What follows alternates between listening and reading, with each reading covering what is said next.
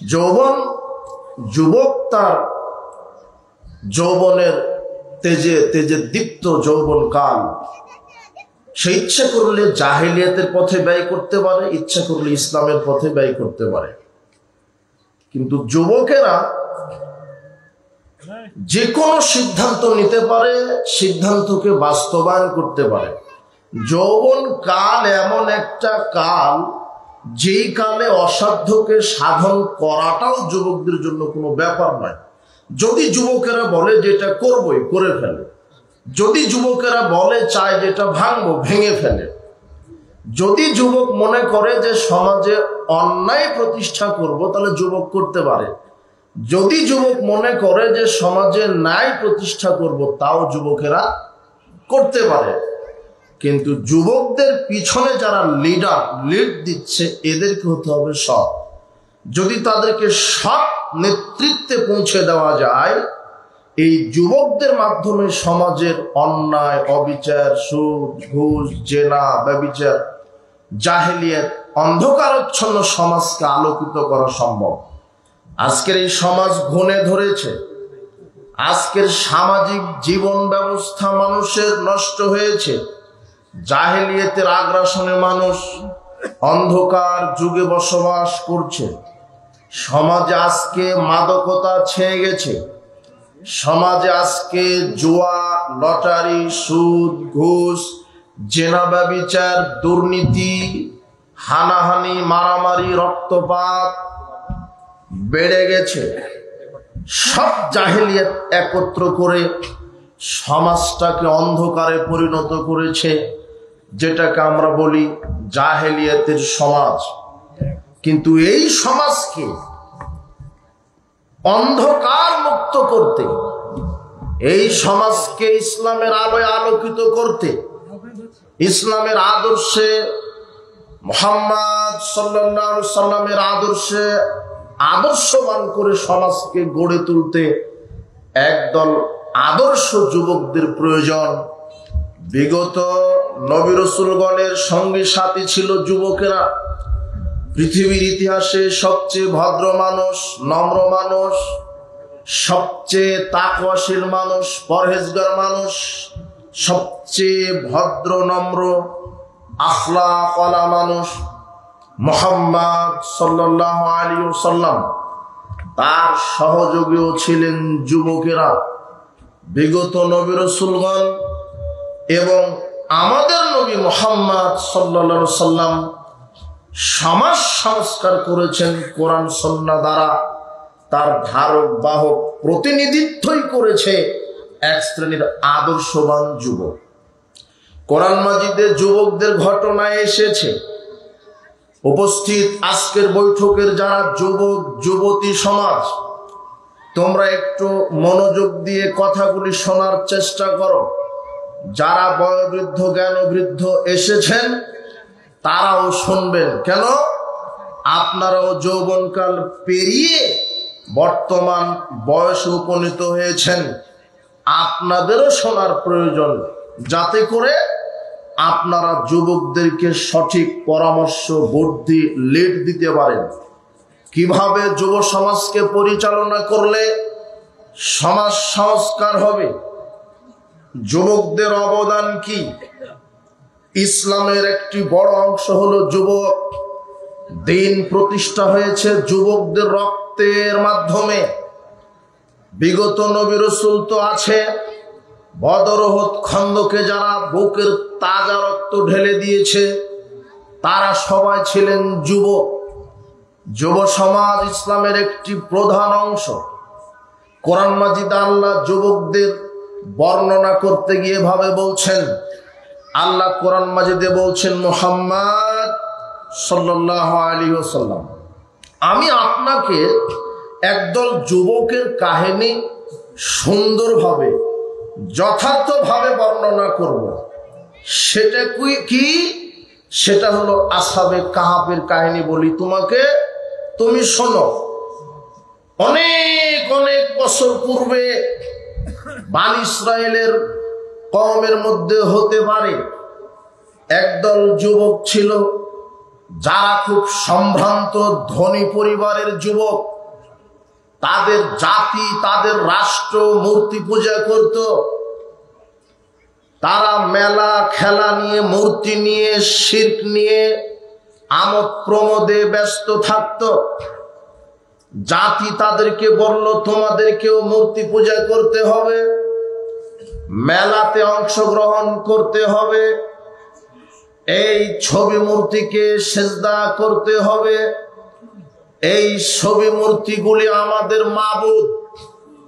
তখন 7 জন যুবক, বিশ্বস্ত যুবক, যুবক দল, একদল যুবক, মুফাসসিরগণ বলছেন 7 জন যুবক, সম্ভ্রান্ত ধনী পরিবারের এই যুবকেরা মেলাতে উপস্থিত হয়েছে। তদানীন্তন কালের বাদশার অত্যাচার, নির্যাতন, জেল, ফাঁসির ভয়ে তারা মেলাতে উপস্থিত হয়েছিল।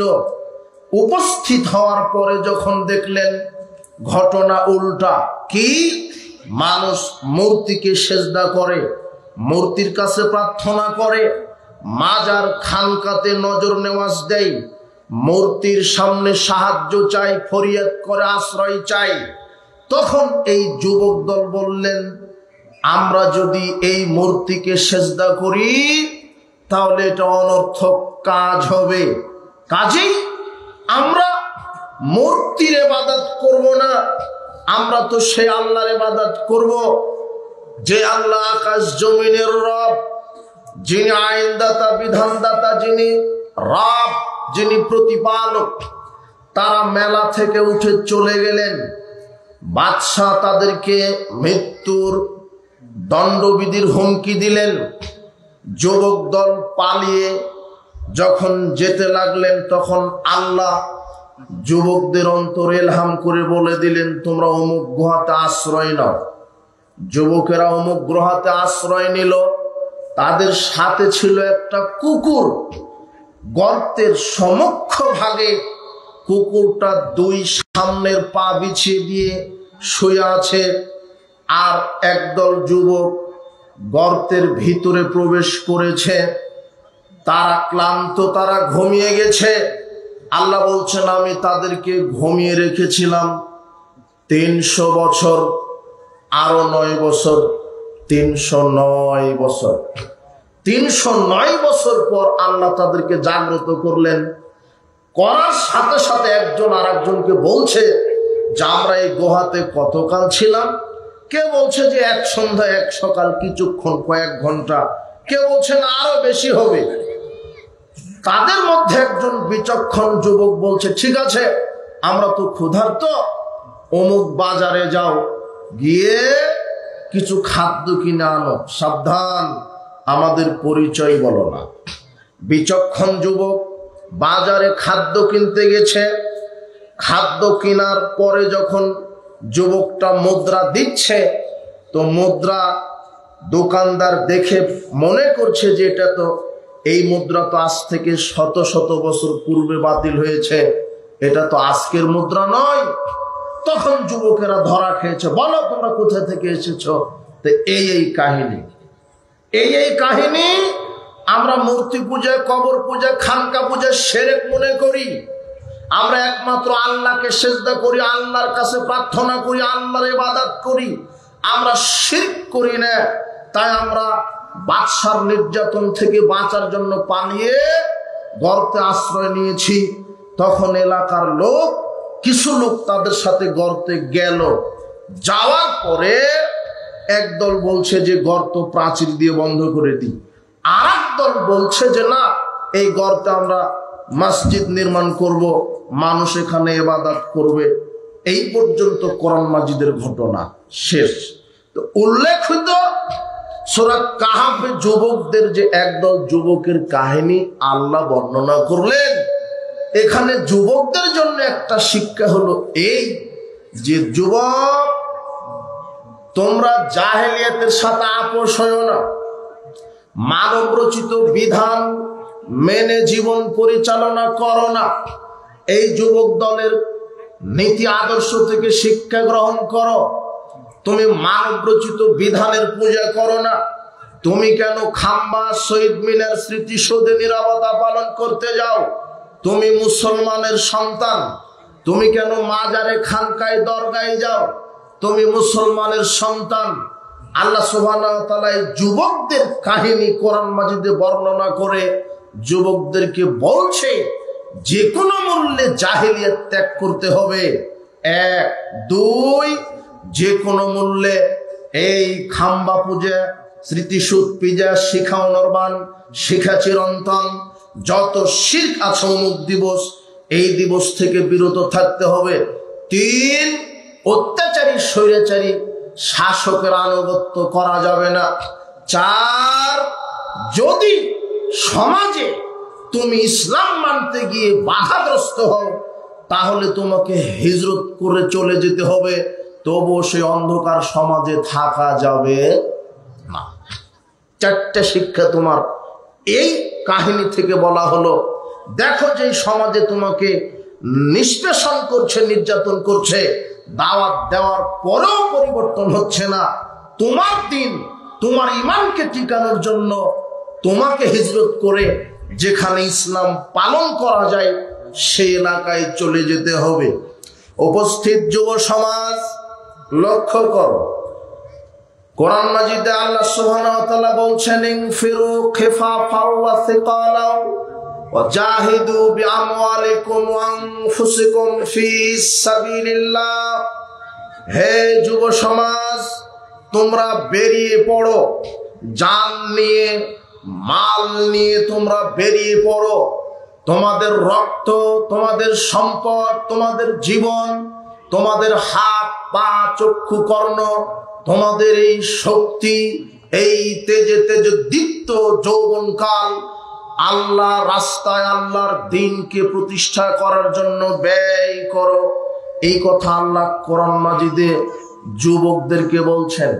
যুবকদেরকে বলছেন, যুব সমাজ, তোমরা তোমাদের রক্ত, তোমাদের অর্থ, তোমাদের মেধা, প্রজ্ঞা, হাত, চক্ষু, কর্ণ সব ব্যয় করো ইসলামের উপরে, জাহেলিয়াতের উপরে নয়। দুর্ভাগ্যজনক হলো সত্য যুবক, তোমার এই যৌবনকাল, তোমার এই রক্ত তুমি আজকে ঠিকই রাস্তায় ঢেলে দিচ্ছ, তবে তুমি জাহেলিয়াতের দিন কায়েমে রক্ত ঢেলে দিচ্ছ। এই রক্ত তোমাকে জান্নাতে নিয়ে যাবে না। তোমাকে রক্ত ঢেলে দেওয়া লাগতো ইসলামের পথে। তুমি জাহেলিয়াত কায়েম করতে তোমার যৌবনকাল ব্যয় করছো, অসম্ভব। তোমার যৌবনকাল, তোমার রক্ত, তোমার মেধা, প্রজ্ঞা, হাত, পা, চক্ষু, কর্ণ, এগুলি আল্লাহর দেওয়া নেয়ামত। এগুলি সম্পর্কে আল্লাহ বিচারের মাঠে তোমাকে জিজ্ঞাসা করবেন, আল্লাহ জবাব নিবেন। ইন্নাস সামআ ওয়াল বাসারা ওয়াল ফুআদ কুল্লু উলাইকা কানা আনহু মাসউলা। শোনো, আল্লাহ বলছেন, আমি তোমার চক্ষু, কর্ণ, তোমার অন্তর সবকিছুকে জিজ্ঞাসা করব। কিভাবে চোখকে ব্যয় করেছ, কিভাবে হাতকে ব্যয় করেছ, কিভাবে অন্তরে পরিকল্পনা করেছ, ভালো পরিকল্পনা না খারাপ পরিকল্পনা, এই কথা আল্লাহ বলছেন। তোমার হাত, পা, চক্ষু, মেধা, কর্ণ আল্লাহর দেওয়া আমানত। তোমার মেধা, তোমার প্রজ্ঞা, তোমার শক্তি প্রত্যেকটা আল্লাহ। তোমার হাত আছে, হাত আল্লাহ অবশ করে দিতে পারে। চক্ষু আছে, মানুষের চোখ আছে, দেখতে পায় না, চোখের আলো আল্লাহ কেড়ে নিতে পারে। অনেক মানুষের জিহ্বা আছে, কথা বলতে পারে না, বাক শক্তি আল্লাহ কেড়ে নিতে পারে। অনেক মানুষের 2টি পা আছে, তোমার মতো হাঁটতে পারে না। তোমার মতো যুবক হসপিটালের বেডে শুয়ে আছে, একেবারে টাটকা তাগড়া যুবক, অসুস্থ হয়ে পঙ্গু হয়ে পড়ে আছে। সে আল্লাহ কি তোমাকে ওইভাবে রাখতে পারে না? পারে। তুমি এইভাবে চলাচল করছো কেন? আল্লাহর দেওয়া নেয়ামত, আল্লাহর দেওয়া আমানতের খেয়ানত করছো। বিচারের মাঠে তোমাকে আল্লাহ ধরবেন, সেদিন আল্লাহর সামনে পার পাওয়া যাবে না। উপস্থিত যুব সমাজ, তোমাদেরকে বলছি, আল্লাহ সুবহানাহু ওয়া তাআলা বলছেন, বেরিয়ে পড়ো জানমাল নিয়ে দিন প্রতিষ্ঠার জন্য। সাহাবায়ে কেরামের দৃষ্টান্ত তোমাকে দেই। অনেক সাহাবীগণ নিজের জানমালকে কুরবানি দিয়েছেন ইসলামের উপরে টিকে থাকার জন্য। তোমাকে দিন প্রতিষ্ঠা করতে গেলে প্রথমে জান কুরবানি দিতে হবে। জান কুরবানি মানে তোমার সময়টা আল্লাহর রাস্তায় ব্যয় করে দিতে হবে। তুমি জাহেলিয়াতের পথে ব্যয় করো কেন? তোমার বুদ্ধি বিবেক এতই লোপ পেয়েছে, তোমার যৌবনকাল, তোমার পৌরত্বকালের পরে আসবে, বার্ধক্য চলে আসবে, এরপরে মারা যাবে, থাকবেই তো 70 বছর। তুমি শয়তানের গোলামি করছো কেন? কেন শয়তানের গোলামি করছো? তোমার হাতে তাস, ছক্কা, লুডু, মোবাইলের গান বাজনা থাকবে কেন? তোমার নগ্ন নারী নিয়ে তুমি দিন কাটাবে কেন? তুমি গান বাজনা, বেহায়াপনা, নির্লজ্জতা পালন করবে তুমি কেন? তোমার সাথে কিসের 31 নাইটের সম্পর্ক? তুমি কেন পয়লা বৈশাখ ওটা হিন্দু, ইহুদি, খ্রিস্টান, বিজাতিদের নীতি নৈতিকতা তুমি এগুলি পালন করবে কেন? তুমি তো মুসলিম, তুমি মুসলিম ঘরের সন্তান, তুমি মুসলিম যুবক। তোমাকে তোমার এই জীবনকে ব্যয় করতে হবে আল্লাহর পথে। সাহাবায়ে কেরাম তার উজ্জ্বল দৃষ্টান্ত। তোমাকে ইসলামের উপরে কায়েম থাকতে হবে যে কোনো মূল্যে।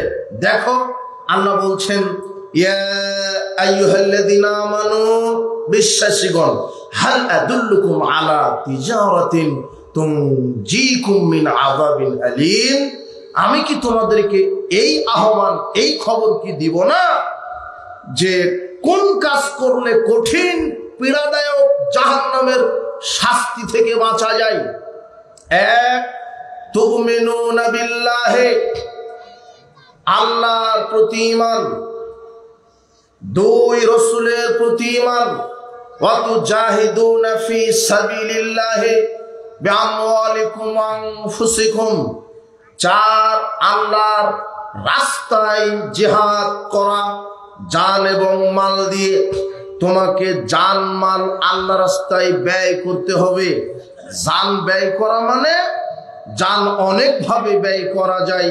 যেমন এখন তুমি বসে আছো আল্লাহ রাস্তায়, যদি 1 ঘন্টা আল্লাহ রাস্তায় সময় দাও, এই 1 ঘন্টা তুমি শয়তানকে দিলে না আল্লাহকে দিলে? তুমি 1 ঘন্টা যদি ক্যারাম বোর্ডে সময় দাও, ওই নগ্ন নারীকে যদি সময় দাও, মাদকের আড্ডায়, জিনার আড্ডায়, গান বাজনার আড্ডায় যদি 1 ঘন্টা সময় দাও, ওটা আল্লাহকে দিলে না শয়তানকে দিলে? আর এখন যেখানে 1 ঘন্টা দিচ্ছ, এটা কাকে দিলে? মুহাম্মদ সাল্লাল্লাহু আলাইহি ওয়াসাল্লাম বলছেন, লাগাদওয়াতুন ফিস সাবিলিল্লাহি আও রাওহাতুন খায়রুম মিনাদ দুনিয়া ওয়া মা ফিহা। যদি কোনো মানুষ 1 সকাল অথবা 1 সন্ধ্যা আল্লাহকে সময় দিতে পারে, তাহলে জমিনে এবং জমিনের মধ্যে যা কিছু আছে তার সব থেকে আল্লাহর নিকটে উত্তম হবে। জমিনে জমিনের মধ্যে কি আছে? জমিনে জমিনের মধ্যে যা আছে সারা পৃথিবী আল্লাহ রাস্তায় দান করলে, আর জমিনের মধ্যে যত স্বর্ণরৌপ্য আছে সব আল্লাহ রাস্তায় দান করলে, যত না নেকি আল্লাহ রাস্তায় 1 মুহূর্ত ব্যয় করা, এর চাইতে হাজারো লক্ষ কোটি গুণ বেশি নেকি। হে যুবক, তুমি কোথায় তোমার জীবন ব্যয় করো? তোমার এই জীবনকে ব্যয় করতে হবে আল্লাহর পথে। তুমি মোবাইলে 24 ঘন্টার মধ্যে 18 ঘন্টায় শয়তানকে সময় দাও। তুমি কি বুঝো না যে তোমার জীবনের মালিকই তো আল্লাহ?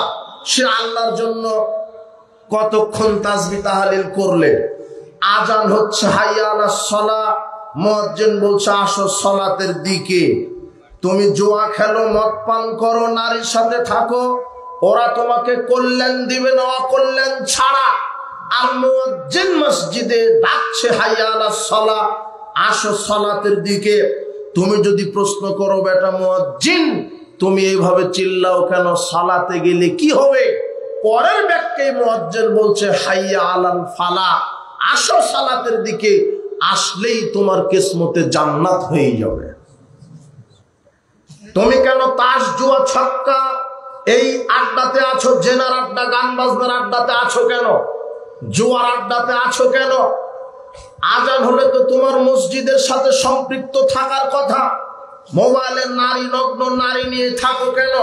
তোমার এই যৌবনকালের হিসাব আল্লাহ নিবেন। তুমি আল্লাহর রাস্তায় নিজের জীবনকে ব্যয় করো। তুমি 1 মিনিটে ইখলাস 3 বার পাঠ করতে পারো। মুহাম্মদ সাল্লাল্লাহু আলাইহি ওয়াসাল্লাম বলছেন, কেউ যদি ইখলাস 1 বার পাঠ করে তাহলে আল্লাহ তাকে 10 পারা খতমের নেকি লিখে দিবেন। তুমি 1 মিনিটে চিন্তা করলে গোটা কোরআন খতম করার নেকি লাভ করতে পারো। তুমি মিনিটের পর মিনিট, ঘন্টার পর ঘন্টা তুমি মোবাইলে গান বাজনা জেনায় তুমি সময় দিচ্ছ, বিশ্বাস করো এই সময়ের জবাব আল্লাহ পায় টু পায় বিচারের মাঠে নিবেন। তুমি ইচ্ছা করলে 1 মিনিটে তাসবিহ তাহলিল করতে পারো, সুবহানাল্লাহি ওয়া বিহামদিহি সুবহানাল্লাহিল আযীম। তুমি ইচ্ছা করলে আযানের পরে সালাতে যেতে পারো, কিন্তু তুমি তোমার যৌবনকাল কোথায় ব্যয় করছো? আল্লাহ বলবেন তুমি তোমার জীবন কিভাবে ব্যয় করেছো। আল্লাহ বলছেন এরপরে, জান তো সময় তো ব্যয় করলে বিচার মাঠে তুমি আফসোস করবে। অনেক মানুষ জান্নাতে যাওয়ার পরেও আফসোস করবে, জান্নাতীদের কোনো আফসোস থাকবে না, কিন্তু একটা আফসোস করবে কি? নিচতলার জান্নাতরা উপরতলার জান্নাতীদের ফ্যাসিলিটি সুযোগ সুবিধা দেখে বলবে, আহারে অমুক সময়ে যদি খামোখাম বসে না থেকে গল্প না করে যদি বেশি বেশি তাসবিহ কোরআন তেলাওয়াত করতাম তাহলে আল্লাহ আমাকে ওই মর্যাদায় পৌঁছিয়ে দিত। কত সময় আপনি অযথা ব্যয় করছেন মানুষের গীবাত করে, দোকানে হাটে বাজারে আড্ডা পিটে। এই সময় এই জীবনকে আল্লাহ রাস্তায় বেশি বেশি দেন। এই জীবন আল্লাহর দেওয়া আমানত, আল্লাহর সাথে খেয়ানত করবেন না। বিসর্জন দিতে হবে দিন প্রতিষ্ঠার জন্য। জীবনকে চূড়ান্ত পর্যায়ে শহীদ হতে হবে। আল্লাহর দিনকে প্রতিষ্ঠা করতে গেলে শহীদ হতে হবে, আল্লাহর দিনকে প্রতিষ্ঠার জন্য শহীদ হতে হবে। শহীদ যারা হবে তাদের জন্য আল্লাহর নিকটে 6টা বিশেষ পুরস্কার। 1, ইউগফারু লাহু ফি আউয়ালি দাফআতিন, শহীদদের শরীরের রক্ত প্রথম ফোঁটা মাটিতে পড়ার পূর্বেই শহীদদের সব পাপ আল্লাহ ক্ষমা করে দেন। ওয়ায়ুরামাক আদাহু মিনাল জান্নাত, আর তাকে দুনিয়াতেই জান্নাতে তার থাকার জায়গা আল্লাহ দেখিয়ে দেন। মরার পূর্বে আল্লাহ আপনাকে জান্নাত দেখাবেন। এটা হলো 1 নাম্বার শহীদদের মর্যাদা। 2, উজারু মিন ফিতনাতিল কবর আযাবিল কবর, 2 কবরের শাস্তি থেকে শহীদকে বাঁচিয়ে দিবেন। শহীদদের কোনো কবরের শাস্তি হবে না। 3, ওয়ায়ামানু মিন ফাজিল আকবার, কিয়ামতের প্রচন্ড বিভীষিকাময় শাস্তি থেকে আল্লাহ বাঁচিয়ে দিবেন। 4, ইউযাউ আলা রাসি তাজুল ওয়াকারিল ইয়াকুতাতি মিনহা খায়রুম মিনাদ দুনিয়া ওয়া মা ফিহা, শহীদকে আল্লাহ বিচার মাঠে এমন একটা মর্যাদার মুকুট পরে দিবেন, তাতে থাকবে ইয়াকুত, যা দুনিয়ার সব কিছু বিক্রি করলে ওই মুকুটের সমান মূল্য হবে না। 5, ইউযাউযু সিনতাইনা সাবিনা যাওজাতাম মিনাল হুরিল আইন, শুধু শহীদদের জন্য, কারো জন্য নয়। শুধু শহীদদের জন্য, কারো জন্য নয়। শুধু শহীদদের জন্য আল্লাহ জান্নাতে 72টি সুন্দরী নারীর সাথে বিবাহ দিয়ে দিবেন, আর কারো জন্য নয়। সাধারণ জান্নাতীদের জন্য বিশেষ 2টা, আর শহীদদের জন্য কয়টা? 72টা। ওই শাফফি 70 মিন আকরাবাইহি, আর শহীদ হয়ে যদি তুমি মারা যেতে পারো তাহলে শহীদদের মর্যাদার দিকে আল্লাহ তাকিয়ে বলবেন, হে শহীদ, তোমার যারা নিকট আত্মীয়, যারা জাহান্নামে চলে গেছে, এরকম 70 জন নিকট আত্মীয়কে তুমি নিজে সুপারিশ করে জান্নাতে ঢুকিয়ে দাও। তোমার যারা আত্মীয় আছে। যুবক, রক্ত যদি দিতে হয় ইসলামের পথে দাও। তথাকথিত জাহেলিয়াতকে প্রতিষ্ঠা করে তুমি অন্যের গাড়িতে আগুন লাগিয়ে এক নেতার তুমি ক্যানভাস করে আর একজনকে বাড়ি দিলে, ও আর তোমাকে বাড়ি দিল, আর তুমি মারা গেলে তোমার নামের আগে লেখা হলো শহীদ। কিসের শহীদ বেটা? কিসের ওকে শহীদ বলছো তুমি? তোমার ইসলাম প্রতিষ্ঠার জন্য 1 কলম লড়া নেই, তুমি তোর নেতাকে গদিতে বসাবে বলে অন্যের বাড়ি ভাঙচুর করো, আর গাড়ি বাড়ি ভাঙচুর করাতে গিয়ে যদি তোমার মাথা ফাটে, তোমার নামের আগে লেখা হচ্ছে শহীদ, এই শহীদে তোমার জাহান্নাম হবে, জান্নাত হবে না, মনে রেখো। এই শহীদে জান্নাত হবে না। সারা পৃথিবীর সবাই যদি শহীদ বলে, আরে শহীদ তো লিখবেন আল্লাহ, শহীদের মর্যাদা তো আল্লাহর কাছে। তুমি এমন নেতার ক্যানভাসে নেমে মাঠে ময়দানে লড়ে একেবারে অমুকের গাড়ি ভাঙচুর, অমুককে মারছো, অমুক দলের মানুষদেরকে লাঠি চার্জ করছো, আর তোমাকে একটা বাড়ি লেগে রক্ত পড়ছে, তোমার নামের আগে লিখে দিল শহীদ। আশ্চর্য কথা, শহীদ কি এত সস্তা? এই পচা, এই বেহাপনা নগ্ন রাজনীতিতে তুমি নেমে, ইহুদি খ্রিস্টানের বস্তা পচা এই নগ্ন বেহায়া রাজনীতিতে তুমি নেমে তুমি আবার শহীদি মর্যাদা চাও? তুমি যেই নেতার ক্যানভাসে নেমেছো, সে তো সালাত বহুদূরের কথাও তো অজুই জানে না। আশ্চর্য কথা, তোমার নামের আগে আবার শহীদ লেখা লাগে। তুমি কার দিন প্রতিষ্ঠা করার জন্য রাস্তায় নেমেছো? তুমি মুহাম্মদ সাল্লাল্লাহু আলাইহি ওয়াসাল্লামের আদর্শ প্রতিষ্ঠা করার জন্য রাস্তায় নামো, মানুষের তন্ত্র মন্ত্র প্রতিষ্ঠা করার জন্য রাস্তায় কাজ করো না। তোমাকে আল্লাহ ধরবেন, তুমি মনে রেখো। বলছিলাম, জান আল্লাহ রাস্তায় দিতে হবে, মাল আল্লাহ রাস্তায় সম্পদ ব্যয় করতে হবে, আল্লাহর দিন প্রতিষ্ঠার জন্য সম্পদ ব্যয় করতে হবে। মুহাম্মদ সাল্লাল্লাহু আলাইহি ওয়াসাল্লাম যখন সাহাবীদেরকে বলতেন যে তোমরা আল্লাহ রাস্তায় দান করো, আল্লাহ বলছেন লান তানালুল বিররা হাত্তা তুনফিকু মিম্মা তুহিব্বুন, তোমরা কখনোই নেকি পাবে না যতক্ষণ না প্রিয় জিনিস আল্লাহ রাস্তায় দান করবে। আয়াত নাজিলের সাথে সাথে আবু তালহা রাদিয়াল্লাহু আনহু বলছেন, আল্লাহর নবী, আমার মদিনাতে সবচেয়ে দামি একটা খেজুর বাগান আছে, বাইরুহা, এটা আমার কাছে সবচেয়ে দামি, আমি মসজিদে নববীতে এটা দান করে দিলাম। তখন আল্লাহর নবী বলছেন, না, মসজিদে নববীর অনেক আছে, তুমি তোমার আত্মীয় স্বজন যারা আছে, নিকট আত্মীয়, অনাথ অনাথিনী, ফকির মিসকিন, এদেরকে দান করো। আবু তালহা আল্লাহকে সন্তুষ্ট করার জন্য তার আত্মীয়দেরকে তার প্রিয় বাগানটি দান করে দিলেন। সাহাবীগণ উত্তম দৃষ্টান্ত আল্লাহ রাস্তায় দান করতে। মুহাম্মদ সাল্লাল্লাহু আলাইহি ওয়াসাল্লাম বলছেন, তাবুকের যুদ্ধে যেতে হবে, কে কি দিবে? ওমর রাদিয়াল্লাহু আনহু বলছেন, আমার উপার্জনের অর্ধেক দিয়ে দিলাম। ওসমান রাদিয়াল্লাহু আনহু বলছেন, আমি 30,000 সৈন্য যাবে, 15,000 ওট দিলাম, আর অর্ধেক খাওয়া খরচ পাথেও দিলাম। আবু বকর রাদিয়াল্লাহু আনহু বলছেন, আল্লাহর নবী, আপনাকে আর আল্লাহকে বাড়িতে রেখে আমার যা আছে সবই দিলাম। আব্দুর রহমান বিন আওফ বলছেন, আল্লাহর নবী, আমার 8,000 স্বর্ণ মুদ্রা দিরহাম আছে, আমি 4,000 স্বর্ণ মুদ্রা দিরহাম দিয়ে দিলাম।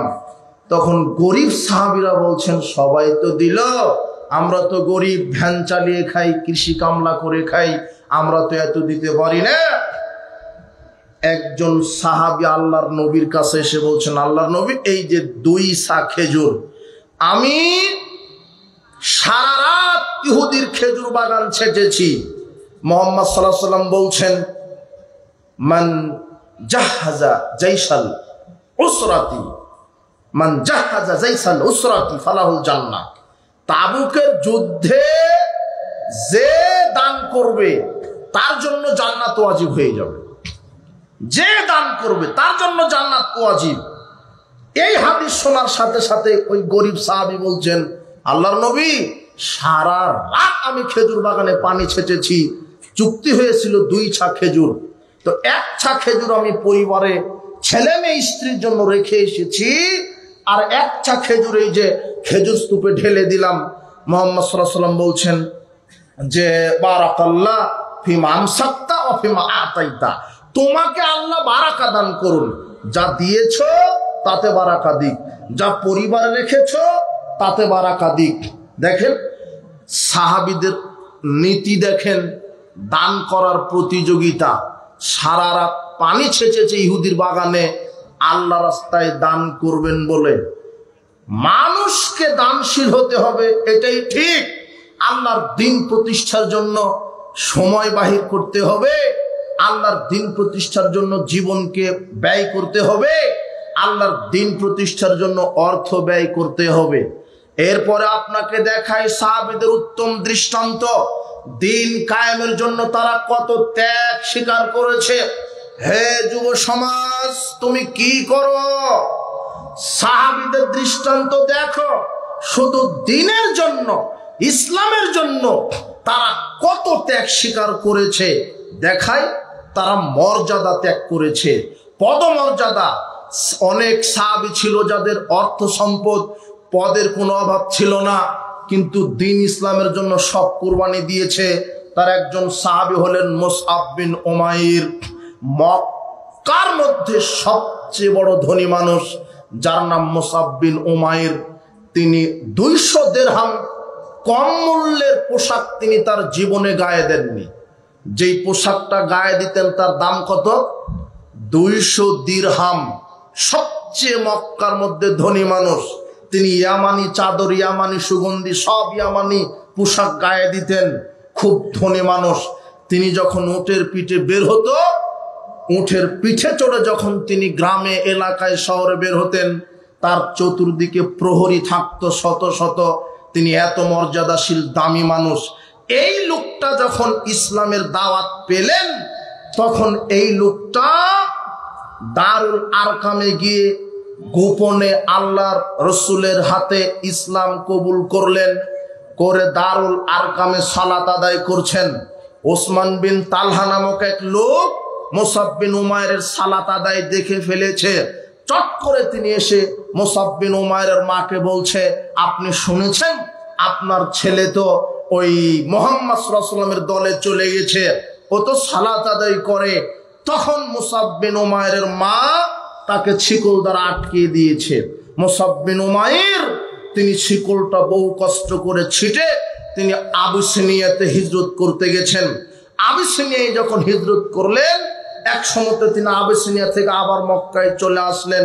মুহাম্মদ সাল্লাল্লাহু আলাইহি ওয়াসাল্লাম এবারে বললেন, মুসআব, তোমাকে আমি মদিনায় পাঠাবো, তুমি হবে ইসলামের প্রথম দায়ী, তুমি হবে মুকরি, তুমি হবে কারি, তুমি মানুষকে ইসলামের দাওয়াত দিবে। মুসআব বিন উমাইর মা, তার পরিবার, তার অর্থ, কোটি কোটি সম্পদকে ফেলে ত্যাগ করে তিনি হিজরত করলেন মদিনায়। আসাদ বিন জুরারার নেতৃত্বে 11 জন যখন ইয়াসরিবে হজ করতে এসেছিল, তাদের সাথে মুহাম্মদ সাল্লাল্লাহু আলাইহি ওয়াসাল্লাম মুসআব বিন উমাইরকে পাঠালেন মদিনায়। মুসআব বিন উমাইর গিয়ে আসাদ বিন জুরারার বাড়িতে, তার বাড়ির মেহমান, তার মেহমান। আসাদ বিন জুরারার বাড়িতে থাকে, খায়, আর দিনরাত ইসলামের দাওয়াত দেয়। মদিনার তখন সবাই মুশরিক, প্রায় কাফের, প্রায় ইহুদি খ্রিস্টান। ওই পরিস্থিতিতে হক কথা বলা খুব সাহসিকতার পরিচয়। যেই মদিনাবাসী মূর্তি পূজা করে, শত শত মাবুদ মানে, মানুষের আইন দিয়ে রাষ্ট্র পরিচালনা করে, সুদ ঘুষ খায়, জেনা ব্যভিচার করে, নারীর সতীত্বের জম ছিল মদিনার লোকেরা। তখন মদিনার নাম ছিল ইয়াসরিব। মুহাম্মদ সাল্লাল্লাহু আলাইহি ওয়াসাল্লাম হিজরত করার দিনে মুহাম্মদ সাল্লাল্লাহু আলাইহি ওয়াসাল্লাম বললেন এটা মদিনা। তখন থেকে হলো মদিনাতে রসুল, রসুলের শহর। তবে মুসআব বিন উমাইর বলছে তিনি দিন রাত মদিনার অলিতে গলিতে দাওয়াত দেন। একদিন বনু আব্দুল আশহাব গোত্রের নিকটে গেছেন তিনি দাওয়াত দেওয়ার জন্য। গেছেন, মানুষদেরকে বলছেন ইসলামের পথে আসেন, মাবুদ সত্য মাবুদ একজন, হকের দাওয়াত দিচ্ছিলেন। এমন সময় বনু আব্দুল আশহাব গোত্রের 2 জন নেতা, উসাইদ বিন হুজাইর আর সাদ বিন মুআজ, 2 জন নেতা, বর্ষিয়ান নেতা। সবাই তাদেরকে দেখে ভয় করে। সাদ বিন মুআজ বলছে, জানতো দেখি, ওই যে মক্কা থেকে একজন লোক এসে আমাদের লোকদের মধ্যে বিভ্রান্তি সৃষ্টি করছে, তাকে তার দাওয়াত থেকে ফিরিয়ে দেন। তখন উসাইদ বিন হুজাইর বড় একটা সাঁড়াশি নিয়ে গিয়ে বলছে, নাই, আপনি এই ইসলামের দাওয়াত দেওয়া বন্ধ করেন, না হলে আপনাকে শাস্তি দেওয়া হবে। তখন মুসআব বিন উমাইর বলছে, শোনেন, আপনি অত উত্তেজিত হয়েন না, একটু বসেন, আমার কথা শোনেন, ভালো লাগলে মানবেন, না লাগলে মানবেন না। তখন উসাইদ বিন হুজাইর বসলেন। মুসআব বিন উমাইর তখন কোরআন তেলাওয়াত করতে লাগলেন। উসাইদ বিন হুজাইরের অন্তর ঠান্ডা হয়ে গেল। মুসআব বিন উমাইর এবারে ইসলামের দাওয়াত দিচ্ছেন। শোনেন, আপনারা বহু ইলাহাকে মানেন কেন? এই যে মূর্তি পূজা করেন, এই যে মাজার খানকা পূজা করেন, কত শত শত বছর পূর্বে পীর ওলিয়া উলিয়া মারা গেছে, ওদের নিজেরই কি অবস্থা? ওদের মাধ্যমে আপনি কেন ওদেরকে সেজদা করেন কেন? ওখানে নজর নেওয়াজ দেন কেন? ওই পীরের নামে মূর্তির নামে কুরবানি করেন কেন? কুরবানি আল্লাহর নামে, সালাত সিয়াম হবে আল্লাহর নামে, দোয়া প্রার্থনা আল্লাহর নামে, কিছু চাইবেন আল্লাহর নামে। এইভাবে যখন বলতে লাগলেন তখন উসাইদ বিন হুজাইর বলছে, ঠিকই তো, তুমি তো সঠিক কথা বলছো, এতে আমি তো মন দিয়ে কিছু দেখছি না। তখন উসাইদ বিন হুজাইর ওই সাঁড়াশিটা ফেলে, পাশেই ছিল কুয়া, কুয়াতে গোসল করে এসে বলছেন, আশহাদু আল্লা ইলাহা ইল্লাল্লাহু ওয়া আশহাদু আন্না মুহাম্মাদান আবদুহু ওয়া রাসূলুহু, আমি সাক্ষ্য দিচ্ছি আল্লাহ ছাড়া কোনো মাবুদ নেই প্রকৃত, আমি সাক্ষ্য দিচ্ছি মুহাম্মদ আল্লাহ রাসূল। এই বলে তিনি মুসলমান হয়ে গেলেন। মুসআব বিন উমাইর এইভাবে জাতিকে ইসলামের দাওয়াত দিলেন। তারই ফলশ্রুতিতে মুহাম্মদ সাল্লাল্লাহু আলাইহি ওয়াসাল্লাম মদিনাতে ইসলামী রাষ্ট্র গঠন করতে পেরেছিলেন। যুবক, তোমাদের দাওয়াতি প্ল্যাটফর্মে কাজ করতে হবে। শোনো, এই মুসআব বিন উমাইর হাজারো লক্ষ কোটি টাকার মালিক ছিল, ইসলামের জন্য সব ত্যাগ করেছে। উহুদের যুদ্ধের দিন মুসআব বিন উমাইর শহীদ হন। যেদিন শহীদ হন, মুহাম্মদ সাল্লাল্লাহু আলাইহি ওয়াসাল্লাম কান্না জড়িত কণ্ঠে বলছেন, মুসআব, তুমি মক্কার মধ্যে সবচেয়ে সুশ্রী সুন্দর চেহারার ছিলে, তোমার চুলগুলো ছিল কোঁকড়ানো, তোমার কোনো কিছুর অভাব ছিল না, পদের অভাব, মর্যাদার অভাব, সম্পদের অভাব। সাহাবীরা যখন মুহাম্মদ সাল্লাল্লাহু আলাইহি ওয়াসাল্লামকে বললেন, ইয়া রাসূলুল্লাহ, মুসআব তো শহীদ হয়েছে, কিন্তু তার কাফন দিতে হবে, তার কাফনের কোনো কাপড়ই নাই, তার শরীরে যেই চাদরটা ছিল, মাথা ঢাকলে পা ঢাকে না, পা ঢাকলে মাথা ঢাকে না। তখন মুহাম্মদ সাল্লাল্লাহু আলাইহি ওয়াসাল্লাম কান্না জড়িত কণ্ঠে এই কথা বলেছিলেন, মুসআব, তোমার কি ছিল না? আজকে ইসলামের জন্য কাফন দেওয়ার জন্য একটা চাদর জুটলো না মুসআব। এই হলো মুসআব বিন উমাইর। মুহাম্মদ সাল্লাল্লাহু আলাইহি ওয়াসাল্লাম বললেন, ইস্কির ঘাস দিয়ে তার কাফনের কাপড় দিয়ে তাকে দাফন করে দাও, কেননা মুসআব বিন উমাইর জান্নাতের অধিবাসী, ইসলামের জন্য ত্যাগ করেছে, জানমাল সব। আর একটা ঘটনা দেখো, আজকে কোরআন এবং সহিহ সুন্নাহ মানার কারণে অনেক আহলে হাদিস যুবক যারা পরিবার থেকে নির্যাতিত, পিতা থেকে নির্যাতিত, মা থেকে নির্যাতিত, এমনও আছে রিপোর্ট আমাদের কাছে যে যুবক জোরে আমিন বলে, রাফালে দেন করে, পায়ের সাথে পা মিলাই, পীর ওলিয়া উলিয়া গাউস কুতুব মানে না, একমাত্র আল্লাহকে মানে, মেলাদ কিয়াম চেহলাম মানে না, এগুলো কি বেদাত বলে, একমাত্র রসুলের সুন্নাহকে মানে, জোরে আমিন বলে সালাত আদায় করে, রাফালে দেন করে সালাত আদায় করে, প্রচলিত কোনো তন্ত্র মন্ত্র মানে না। তাই এমনও যুবক আছে পরিবার থেকে বঞ্চিত, এমনও নারী বলে যে কোরআন এবং সহিহ হাদিস মানার কারণে আমার স্বামী আমাকে তালাক দিয়েছে, আমি পরিবার থেকে বিতাড়িত। এটা নির্যাতিত হবে, কোরআন এবং সহিহ হাদিস মানলে নির্যাতিত হবে, কথা ঠিক। এটা শুধু তোমাদের নতুন দৃষ্টান্ত নয়, সাহাবীগণ কোরআন হাদিস মানার জন্য পরিবার থেকে বিতাড়িত হয়েছে। মুসআব বিন সাদ নামের একজন সাহাবী যখন ইসলাম কবুল করলো, তখন তার মা তাকে বলছে, এই মুসআব বিন সাদ, তোমার ইসলাম তো আত্মীয়তার সাথে সৎ ব্যবহার করতে বলেছে, তো আমি যে তোমার মা, পৃথিবীর মধ্যে শ্রেষ্ঠ আত্মীয়, তো আমার সাথে সৎ ব্যবহার করো। তোমার আল্লাহ তো মায়ের কথা মানতে বলেছ, তা আমি তো তোমার মা, আমার কথা তুমি মেনে চলো। তুমি যে মুহাম্মাদের দলে গেছো, ইসলাম কবুল করেছো, আমরা তো মূর্তি পূজা করি, কিন্তু মায়ের কথা যে মেনে চলতে হবে। শোনো মুসআব বিন সাদ, ফাওয়াল্লাহি লা তামুতু আমান ওয়া লা তাশরাবু শারাবান হাত্তা তাকফুরা বি মুহাম্মদ হাত্তা মুতা আও তাকফুরা বি মুহাম্মদ সাল্লাল্লাহু আলাইহি ওয়াসাল্লাম। শোনো মুসআব বিন সাদ, আমি আল্লাহর, তোমার ওই আল্লাহর কসম করেই বলছি, তুমি যদি মুহাম্মদ সাল্লাল্লাহু আলাইহি ওয়াসাল্লামের দিন ত্যাগ না করো, আমি খাবো না, আমি পান করব না, এভাবেই মারা যাব।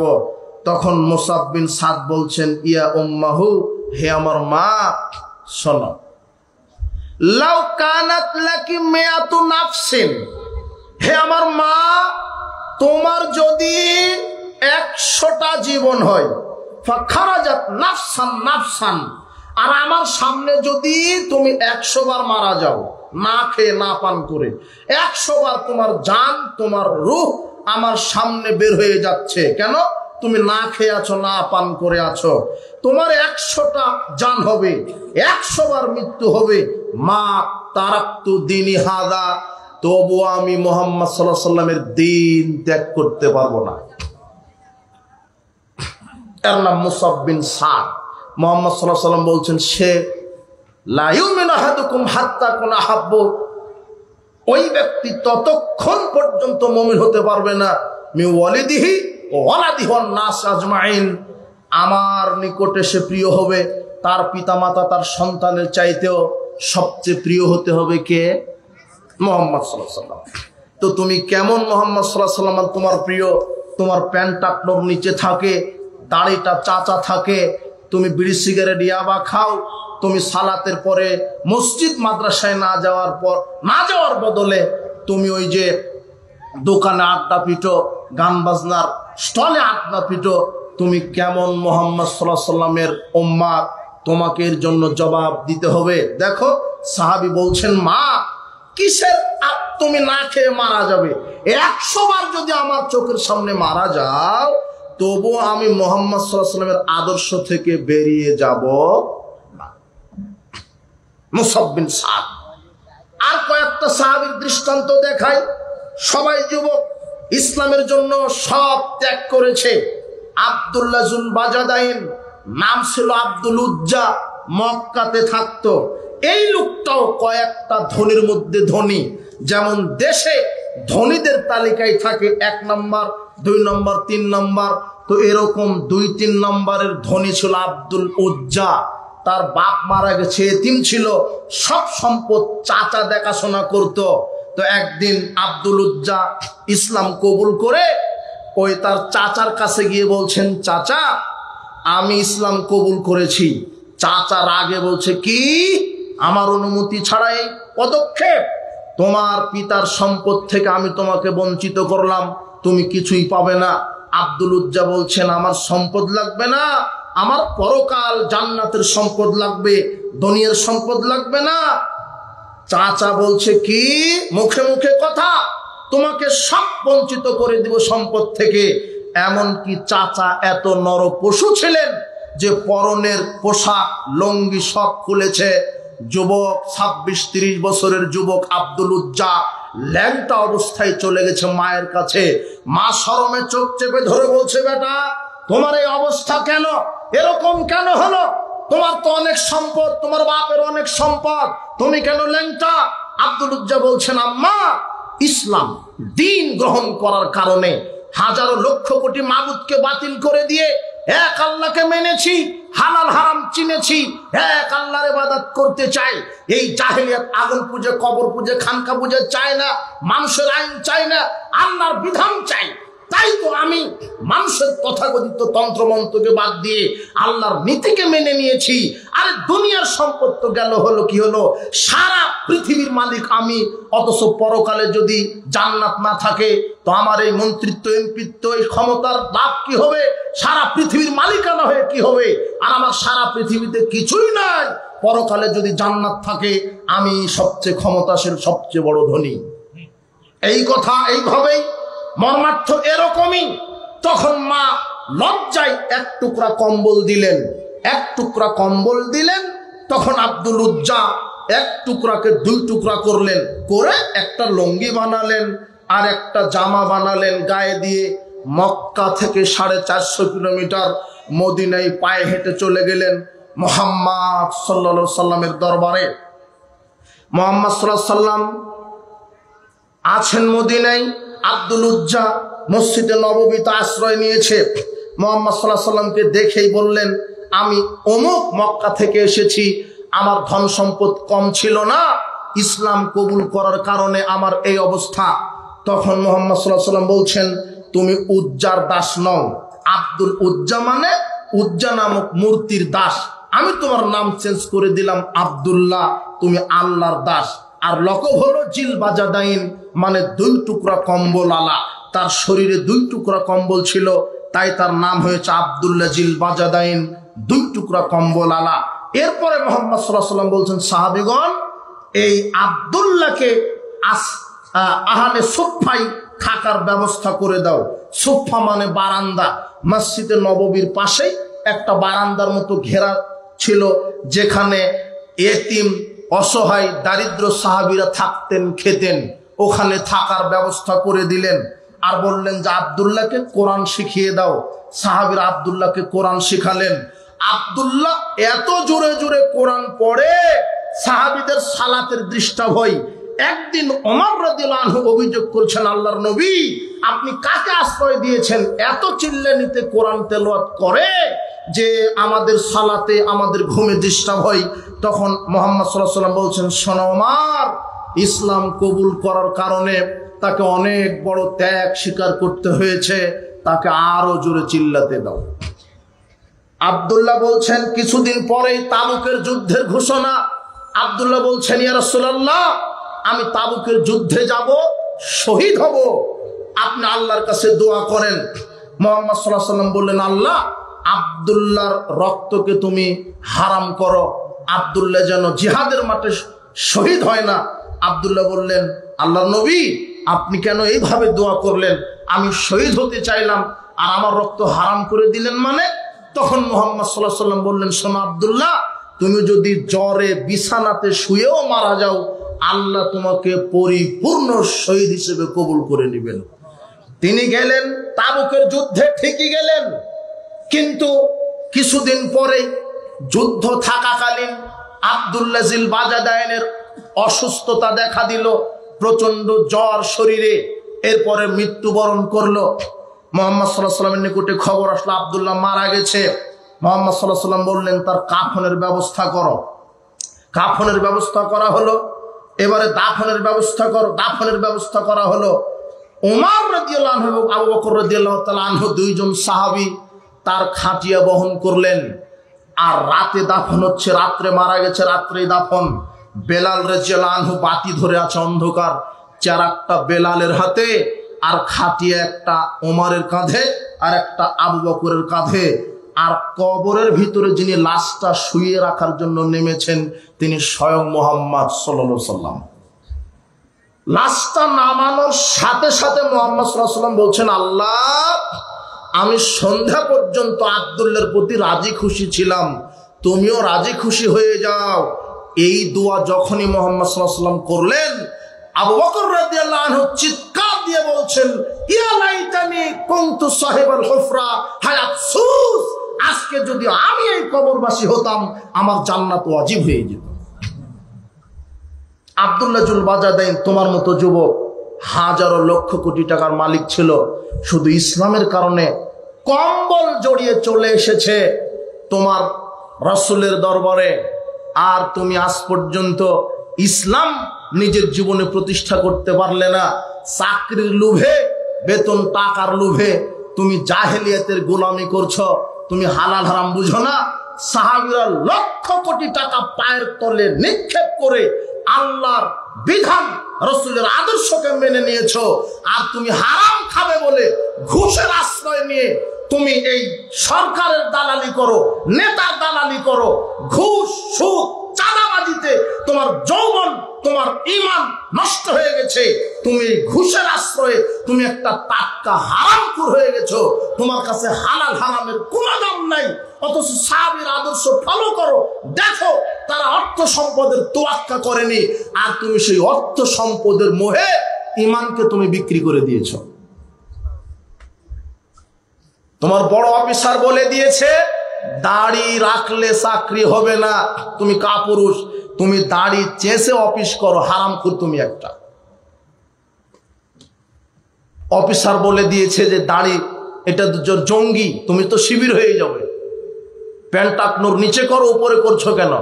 তুমি চাকরির লোভে দাড়িটা কি করে ফেলেছ? না বোঝনি মনে হয় আমার কথা। তোমার অফিসার বলে দিয়েছে দাড়ি রাখলে চাকরি হবে না, তুমি চাকরির জন্য দাড়িটা কি করে ফেলেছ? তোমার আবার ইমান? তোমার কিসের ইমান? তুমি চাকরির কাছে দাড়িটা বিক্রি করেছো। আরে তুমি দাড়ির কাছে চাকরি বিক্রি করে দিবে, এটা হলো যুবক। আগে ইসলাম। তুমি ঘুষের আশ্রয়ে চাকরি নাও কেন? আশ্চর্য কথা। সাহাবীদের আদর্শ ফলো করো। বলছে যে বউ তো দাড়ি রাখতে দেয় না, তাহলে বউকে বলো যে দাড়ি রাখতে হবে, দাড়ি রাখা ফরজ। খালিফুল মুশরিকিন ওয়াফিরুল লিহা ওয়াহফুস শাওয়ারিব। মুহাম্মদ সাল্লাল্লাহু আলাইহি ওয়াসাল্লাম বলছেন দাড়ি ছেড়ে দাও, মোষ খাটো করো। মুহাম্মদ সাল্লাল্লাহু আলাইহি ওয়াসাল্লামের আদেশ, মানে দাড়ি রাখা ফরজ। আর বইয়ের পারমিশনে দাড়ি রাখবে খা পুরুষ তুমি। কবে পুরুষ সত্য তোমার শেষ? হয় বউকে রাখবে, নাহলে দাড়িকে। বুঝনি মনে হয় আমার কথা। আজকে বাড়িতে গিয়ে বলবো যে দাড়ি রাখতে হবে, তুমি কি রাজি? তো না। পরের দিন আবার বলো 3 দিন। রাজি যদি না হয় তাহলে তালাক। তো তুমি তালাক দাও তো ভয়, লক্ষ টাকা তুমি যৌতুক নিয়ে রেখেছো, তুমি কাপুরুষ হয়ে বসে আছো। তুমি ভিক্ষা করে খাও, তুমি যৌতুক নিলে কেন? আশ্চর্য কথা। তুমি কেন যৌতুক নিবা? তুমি যৌতুক দিবা, তুমি তোমার শ্বশুরকে দিবা একটা লুঙ্গি, একটা মোটরসাইকেল। এটা হলো পুরুষ। তুমি তোমার বাপ কাপুরুষ হা করে থাকে, বেটার ডিগ্রি যত বড় গাড়ি তত বড়। হারামখোর। বাপ বেটা ভিক্ষা করে গাড়ি কেন, তারপরে বিবাহ। না হলে বউয়ের কাছে শাশুড়ির কাছে বিক্রি হয়ে যেতে হবে। বিবাহের দিনেই শাশুড়ি তোমাকে স্বর্ণের আংটি দিয়েছে, মানে ওটা গরুর গলাসি বলি রাজশাহীতে, মানে গরুর গলাসি পড়িয়ে দিয়েছে। এখন শাশুড়ি যা বলবে তোমার তাই শুনতে হবে। বলতে হবে যে না, বেটিকে ভালোভাবে রাখতে হবে, পিতামাতা থেকে আলাদা হও তোমরা, ভালো খেতে হবে, তখন তোমাকে তাই শুনতে হবে। পিতামাতার সাথে দুর্ব্যবহার করবে না বিবাহের পরে, সাবধান। ইব্রাহিম আলাইহিস সালাম বলছেন, তার ছেলে ইসমাইলকে বলছেন তুমি চৌকাট পরিবর্তন করো, তোমার স্ত্রীর সুবিধার মনে হয়নি। ইসমাইল আলাইহিস সালাম বুঝতে পেরে বলছেন যে আমার বাপ তোমাকে তালাক দিতে বলেছে, তাহলে তোমার বউয়ের অবস্থা কি বলো এখন? আশ্চর্য কথা। আদর্শ ফিরে নিয়ে আসো, শরীরে রক্ত নিয়ে আসো। সাহাবীদের আদর্শে নিজের জীবনকে আদর্শবান করো। আল্লাহ তোমাকে কবুল করুন, আমিন। বলছিলাম উপস্থিত যুব সমাজ, সাহাবীদের দৃষ্টান্ত। আব্দুল্লাহ জুল বাজাদাইন এইভাবে, মুসাব বিন উমাইর, মুসাব বিন সাদ এইভাবে তাদের জীবনকে ইসলামের জন্য ব্যয় করেছে। তুমি শুনবে। আর একটা শোনো, হৃদয় বিদারক ঘটনা। তুমি সালমান ফার্সির ইতিহাস জানো কিনা? সালমান ফার্সি পারস্যের লোক, পারস্যের লোক, শুধু ইসলামের জন্য নিজের পরিবারকে ছেড়ে চলে এসেছে মদিনায়। এত হৃদয় বিদারক ঘটনা। তার বাপ ধর্মযাজক, অগ্নি উপাসক, তো অগ্নি পূজা করে। একদিন সালমান ফার্সির বাপ সালমান ফার্সিকে বলছে, বেটা আমি অমুক শহরে বাড়ি বানাচ্ছি, অমুক শহরে একটা বাংলো বানাচ্ছি, তুমি এই বাড়িটা তদারকি করো, দেখে আসো তো, যাও। তো সালমান ফার্সি তার বাপের কথা মনে বাড়ি দেখতে গেছে। একটা খামার, একটা তার বাপের যে ইন্ডাস্ট্রি পরিকল্পনা সেটা দেখতে গেছে। তো দেখতে যেতে রাস্তাতেই দেখে একটা পাদ্রী, ঈসা আলাইহিস সালামের ধর্মের অনুসারী পাদ্রী, বড় আলেম, গির্জার ভিতরে সালাত আদায় করছে। সুন্দর করে এভাবে তাকবীর দিচ্ছে, রুকু করছে, সেজদা করছে। সালমান ফার্সি দেখে বলছে, আরে এটা তো আমার ধর্মের চেয়ে উত্তম। আমরা শুধু আগুন জ্বালাই আর আগুনের সামনে নীরবতা পালন করি, অথচ কি সুন্দর করে রুকু সেজদা করছে। পাদ্রীর কাছে আমি গেলাম, গিয়ে বললাম, পাদ্রী বলছেন, শোনো এটাই সঠিক দিন, একমাত্র সেজদা করতে হবে আল্লাহকে, সালাত আদায় করতে হবে আল্লাহর জন্য। যে ব্যক্তি সালাত আদায় করে না সে মুসলিম হতে পারে না। তখন সালমান ফার্সি বললেন, এটাই তো উত্তম দিন। তখন তিনি তার বাপের কাছে চলে গেলেন, গিয়ে বলছেন, আব্বা আজকে যে দৃশ্যটা দেখে এসেছি এটা আমার কাছে ভালো লেগেছে, তো আমার দিনের চাইতে ওই পাদ্রীর দিন আমার কাছে ভালো মনে হলো। তখন তার বাপ তাকে শিকল দ্বারা বেঁধে আটকিয়ে দিয়েছে, জানা আমার ছেলে তো পথভ্রষ্ট হয়ে গেল, অন্য ধর্মে চলে যাচ্ছে। তো সালমান ফার্সি খুব বহু কষ্ট করে শিকলটা ছেড়ে তিনি চলে গেছেন ওই পাদ্রীর কাছে। পাদ্রীর কাছে গিয়ে বলছেন, আপনি সঠিক তথ্যটা দেন, এই দিনটা আমি কোথায় গেলে পাবো, সঠিক দিন আমি কোথায় পাবো, অভ্রান্ত সত্য নেতা কোথায় পাবো? তখন পাদ্রী বলছে, আমার জানা মতে এই এলাকায় আর বড় আলেম নেই, তবে সিরিয়াতে তোমাকে যেতে হবে। সিরিয়াতে একটা বড় পাদ্রী আছে, তার কাছে গেলে তুমি হকের দাওয়াত পাবে। সালমান ফার্সি ওই পাদ্রীর কথা মতো সিরিয়ায় চলে গেছে। সিরিয়ায় গিয়ে দেখে হ্যাঁ, ওখানেও একটা গির্জায় একটা পাদ্রী আছে। তো পাদ্রীর সহবতে থেকে কিছু দিন টিন শিখেছে, ওখানেই থাকে, ওখানেই খায়। থাকতে থাকতে পাদ্রীটা মৃত্যুবরণ করেছে। মৃত্যুবরণ করার পূর্বে সালমান ফার্সিকে ওই পাদ্রী বলেছিলেন যে আমি তো, আমার জীবন তো শেষ, আমার এই এলাকায় এরকম আর আলেম নেই, তো আমার মতো তুমি পাবে, 70 দিনের আশায় তুমি যাও। এখন তুমি মুসেল নগরীতে যাও। মুসেল নগরীতে গেলে সেখানে সঠিক দিনের সন্ধান তুমি পেতে পারো। সালমান ফার্সি ওই পাদ্রীর কথা মতো মুসেলে চলে এসেছে। মুসেলে এসে দেখে হ্যাঁ, সেখানে একটা পাদ্রী। তো পাদ্রীটা খুব বৃদ্ধ, পাদ্রীর খেদমত করে দিন ধর্ম শিখে। একদিন পাদ্রী মৃত্যু শয্যায় চলে এসেছে। তখন সালমান ফার্সি বলছেন যে আপনি তো মৃত্যু শয্যায় চলে এসেছেন, আপনি আমাকে সঠিক দিনটা বুঝিয়ে দেন, কোথায় গেলে সঠিক দিন পাবো। তখন এই পাদ্রী বলছে তুমি নাসেবিন শহরে গেলে সঠিক দিন পাওয়ার আশা রাখি, সেখানে একটা পাদ্রী আছে, তার কাছে যাও। তিনি নাসেবিন শহরে গেলেন। এক শহর থেকে আর এক শহরের দূরত্ব 1 কিলোমিটার নয়, শত শত কিলোমিটার। একে তো বাপ দাদা তার ভিটামাটি সম্পদ ত্যাগ করেছে, কে? সালমান ফার্সি। শুধু সঠিকটা পাওয়ার আশাতে, সঠিক দিন পাওয়ার আশাতে দেখেন সিরিয়া আসলেন। সিরিয়া থেকে মুসেল, মুসেল থেকে নাসেবিন। নাসেবিন শহরে যখন এসেছে তখন নাসেবিনের পাদ্রী বলছে তুমি আমনুরিয়াতে যাও, আমনুরিয়াতে গেলে সঠিক দিনের সন্ধান পেতে পারো। ওখান থেকে চলে এসেছে আমনুরিয়াতে। আমনুরিয়াতে যখন এসেছে এই পাদ্রীও কিছুদিন পর মারা গেছে, তবে এখানে কিছু বেশি দিন অবস্থান করেছিলেন। সালমান ফার্সি এখানে সাংসারিক জীবন শুরু করেছিলেন। গরু ছাগল প্রতিপালন করে অনেক গরু ছাগল টাকা পয়সা হয়েছিল। তো হঠাৎ আমনুরিয়া শহরে বনু কাল গোত্রের লোক, যেটা আরবের একটি শাখা বনু কাল, এই গোত্রের লোকেরা ব্যবসার জন্য আমনুরিয়াতে এসেছিলেন। তবে বনু কাল গোত্রের লোক যখন এখানে এসেছেন, ওই যে মুসেলের যেই পাদ্রী সে বলেছিল যে তুমি এই আমনুরিয়াতে গেলে সঠিক দিন পাবে। আর আমনুরিয়াতে যখন এসেছেন তখন এখানে আরবেরই একটা শাখা বনু কাল গোত্রের কিছু লোক ব্যবসার জন্য এসেছে। তো আমনুরিয়ার পাদ্রী বলেছেন শোনো, শেষ জামানা চলে এসেছে, এখন একজন সত্য নবীর আবির্ভাব ঘটবে। আর সেই নবী যেই ভূখণ্ডে থাকবে, তখন তো বাংলাদেশ, পাকিস্তান, শ্রীলঙ্কা এগুলি দেশ ছিল না, বিভিন্ন ভূখণ্ডের নাম ছিল শুধুমাত্র। তখন ওই পাদ্রী বলছে শোনো, শেষ নবী যেখানে আগমন ঘটবে সেই ভূখণ্ডটা হবে পাথর আর বালিতে পরিপূর্ণ, আর খেজুর বাগান বেশি বেশি থাকবে। এটা দেখেই তুমি চিনে নিবে যে এটা হলো সেই নবীর দেশ। আর ওই নবীকে তুমি পাবে, আমি 2টা নিদর্শন বলে দিচ্ছি। এক, তুমি সত্য নবীর সন্ধান পাবে, তুমি বুঝতে পারবে যিনি নবী হবেন শেষ জামানার, তিনি সাদগা খাবেন না, তিনি খাবেন হাদিয়া। 2, তার 2 কাঁধের মাঝখানে এখানে থাকবে মোহরে নবুয়াত। এই 2টা যদি তুমি বুঝতে পারবে সেটাই হলো শেষ নবী, অভ্রান্ত সত্য নবী। এই কথা, এই নসিয়া শোনে, এই নসিয়া বলে পাদ্রীটা মারা যান। কিছুদিন পরে বনু কাল গোত্রের লোক আসে, তিনি বুঝতে পারেন এরাই হলো সেই লোক। তখন সালমান ফার্সি বলছেন শোনেন, আপনারা কষ্ট করে আমাকে ওই মরুভূমি বালুকাময় পাথরময় খেজুর গাছের দেশে আমাকে একটু পাঠিয়ে দেন, ওখানে গেলে আমি সত্য দিন পাওয়ার আশা রাখি। তো বনু কাল গোত্রের লোক বলছে আমরা তো বিনা শর্তে রাজি হব না, আমি তোমাকে পাঠিয়ে দিব আমরা।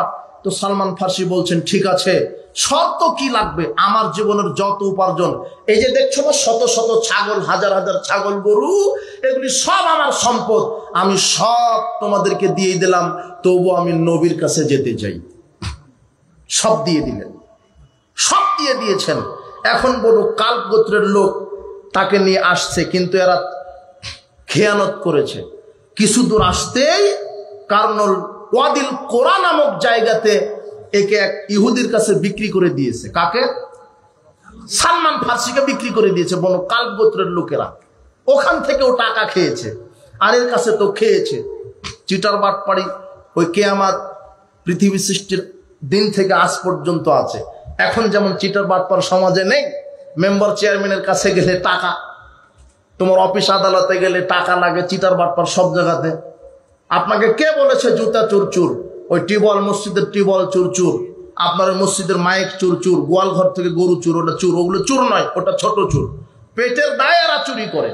এদেরকে ধরবেন, ধরে উত্তম মাধ্যম দিয়ে আরো 1000-10 টাকা দিয়ে বলবেন চুর, বাদাম বিক্রি করে খাওয়ার যেন চুরি করিস না। এরা ছোট চুর, কিন্তু বড় চুর তো আপনি টের পান না। ওই যে মেম্বার, ওই যে চেয়ারম্যান, ওই যে এমপি, ওই যে income tax office, passport office, visa office, secretariat, সচিবালয়ে বসে আছে। এই হারামখোরেরা কলমের খোঁচা দিয়ে বাংলাদেশের সাধারণ মানুষের টাকা চুরি করছে। এই হলো বড় বড় দুর্নীতিবাজার চুরেরা। কথা বুঝেছেন?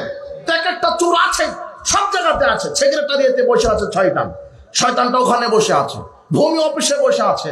তোমার বাপ আর তোমার চাচা 1 শতক জমি নিয়ে দ্বন্দ্ব। তোমার চাচা বৃদ্ধ হয়ে মারা গেছে, তোমার চাচা তো ভাই বড় হয়ে গেছে, তবে 1 শতক জমির দ্বন্দ্ব মিটাতে পারে না তোমার এদেশের আইন। এই টাকা, এই ফাইল, এই চেয়ারে যায় না টাকা ছাড়া। সব চুর বাটপার সব জায়গাতে আছে। তুমি সাবধান হও।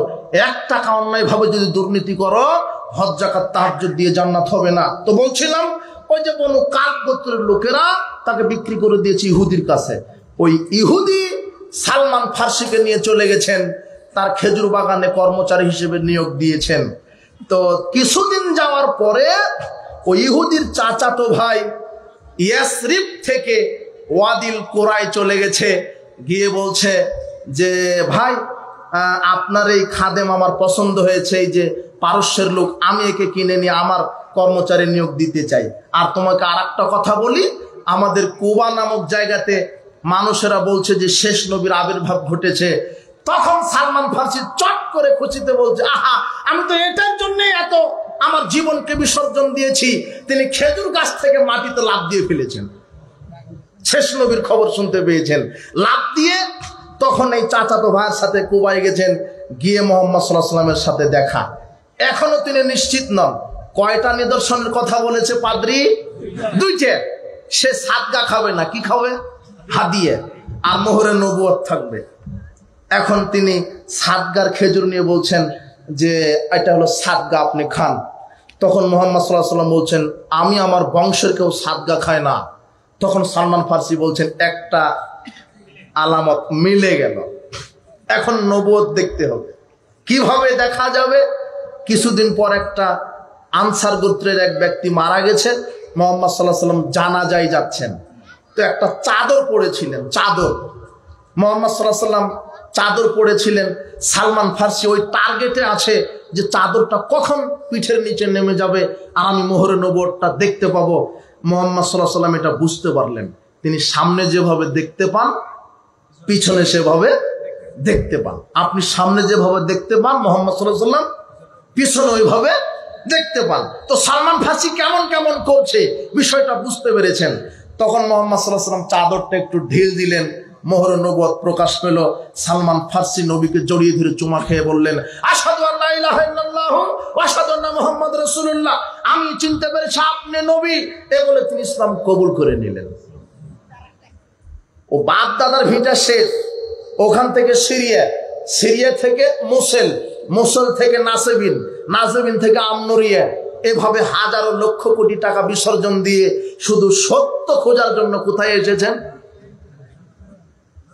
আর তুমি ঘুষের লোভে ঈমান বিক্রি করো। যুবক, প্রত্যেকটা সাহাবীর জীবনী থেকে শিক্ষা আছে, তোমাকে শিক্ষা নিতে হবে। তো সালমান ফার্সি সব ইতিহাস নবীকে বললেন। তখন মুহাম্মদ সাল্লাল্লাহু আলাইহি ওয়াসাল্লাম বললেন, তুমি তো একজনের গোলাম হয়ে আছো, তো তুমি তোমার মনিবের সাথে চুক্তি করো, তোমাকে স্বাধীন হতে হবে। আমি তোমাকে গোলাম হিসেবে থাকতে চাই না। ওই যে ইহুদির খেজুর বাগানে কর্মরত, ও হলো গোলাম হয়ে আছে, তো তোমাকে মুক্ত হতে হবে। তখন সালমান ফার্সি তার মনিবের সাথে চুক্তি করলো। মনিব বলল, হ্যাঁ আমি তোমাকে স্বাধীন করে দিতে পারি, 300টা খেজুর গাছ আমাকে দিতে হবে আর 40 উকিয়া স্বর্ণ দিতে হবে। সালমান ফার্সি মুহাম্মদ সাল্লাল্লাহু আলাইহি ওয়াসাল্লামকে বললেন, ইয়া রাসূলুল্লাহ, আমার মনিব আমাকে এই শর্ত দিয়েছে, 300টা খেজুর গাছ রোপণ করে দিতে হবে, আর 400 উকিয়া 40 উকিয়া স্বর্ণ দিতে হবে। তখন মুহাম্মদ সাল্লাল্লাহু আলাইহি ওয়াসাল্লাম বলেন, এই সাহাবীগণ, কেউ 10টা 5টা 7টা 20টা করে দাও, সহযোগিতা করো। দেখা গেল যে 300টা খেজুর গাছ সব সাহাবী তাকে দিয়ে দিলেন। আর মুহাম্মদ সাল্লাল্লাহু আলাইহি ওয়াসাল্লামের নিকটে যুদ্ধের একটা গনিমত এসেছিল, একটা ডিমের মতো স্বর্ণ। ডিমের মতো স্বর্ণ ওজন করে দেখা গেল 40 উকিয়া। সালমান ফার্সিকে তিনি দিয়ে বললেন, তুমি মুক্ত হও।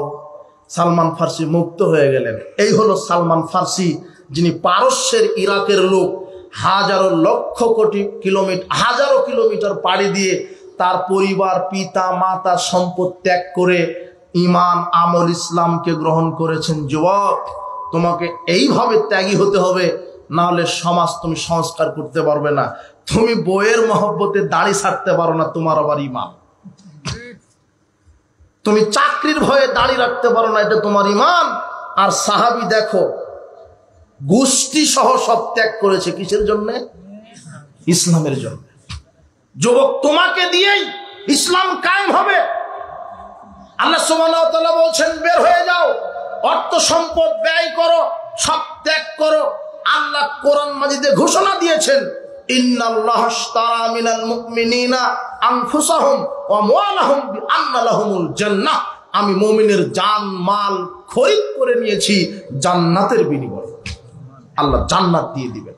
আবু হুরায়রা রাদিয়াল্লাহু আনহু বলেন, রাসূল সাল্লাল্লাহু আলাইহি ওয়াসাল্লাম বলেছেন, সাবআতুন ইউদিল্লুহুমুল্লাহু ফি দিল্লিহি ইয়াওমা লা দিল্লা ইল্লা দিল্লুহু।